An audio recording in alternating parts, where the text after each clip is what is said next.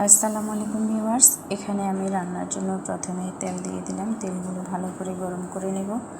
এরপর এখানে আমি দিয়ে দিলাম বেশ কিছু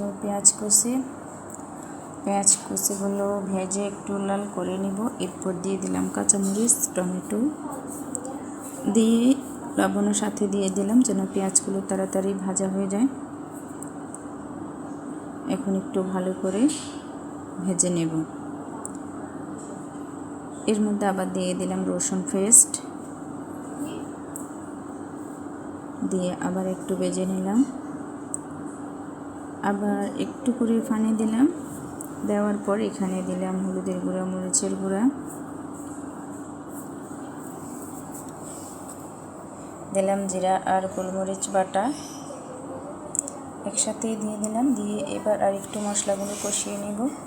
যে মশলাগুলো কষানো হয়ে গেছে, এর মধ্যে এখন আমি দিয়ে দেব শসা, টমেটো আর একটা আলু কাটছিলাম, সবগুলো একসাথে দিয়ে দিব। এই যে এখানে আমি তেলাপিয়া মাছ ভাজি করে রেখেছি, মাছগুলো দিয়েই রান্না করব। এই যে এখন মাছগুলো দিয়ে দিলাম।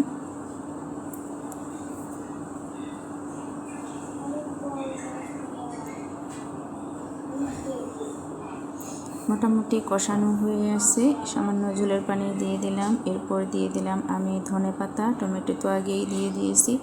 কেমন হয়েছে ভালো লাগলে লাইক করবেন, আমার চ্যানেলটি সাবস্ক্রাইব করবেন। আল্লাহ হাফেজ।